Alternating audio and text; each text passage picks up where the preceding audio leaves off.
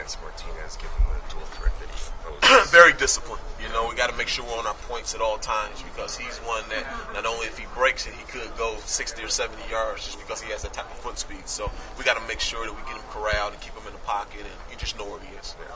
Was playing Miami and their option attack, does that help in any way for Nebraska, or is it just two different? Yeah, it's pretty different. I mean, Nebraska has some option principles, obviously, but just the caliber of athletes that that we'll be dealing with, from Martinez to the running backs to really the offensive line, that presents an issue in itself, just because the caliber of athletes. What do you want to see out of the defensive line? I just continue to get better, obviously straining and working hard. Obviously, pass rush has been a thing that we continue to harping on, and I think those guys are getting a little bit healthier, so hopefully we can continue to develop and, continue to grow. Go ahead. Is it more important to run a lot of guys in there in all spots, or is it maybe more important to keep your best players on the field? That's a great question.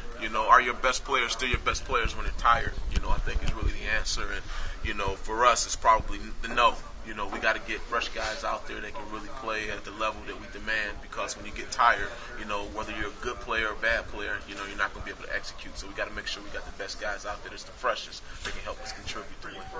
They've had a history. I don't know how extensively this has been, proven by the research or whatever, but it seems like they've had a history of starting fast, and sometimes they've had trouble from that point. Nebraska. But they've started fast offensively, especially at home. Yeah.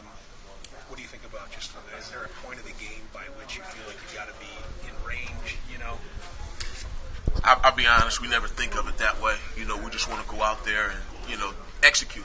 Really, we've played great, starting games. We've always, got out the gate pretty good, and obviously when you're on the road, you realize they're going to try to come out and, swinging hard, but we just try to execute. We really don't talk about, hanging around or anything like that. We want to try to play the best we can, from the first quarter to the last quarter, and then we'll look up at the scoreboard. How do you expect any specific players who haven't been in an environment like this before to respond? Do you have anybody who you really believe in as far as the way, you got anybody who's made for this kind of an environment?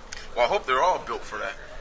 That's what we try to instill on them, and obviously that's why we recruited a lot of them. But obviously the kids who've been there before.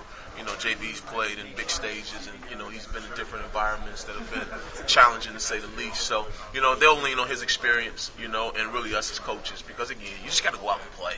The fans aren't going to come out the stands and help them win. They got to execute. They got to throw the ball. We got to cover the receivers. We got to tackle, get off blocks. So all the same fundamentals are going to be the same. We can't get caught up in the hoopla and the outside noise. We just got to go out and play.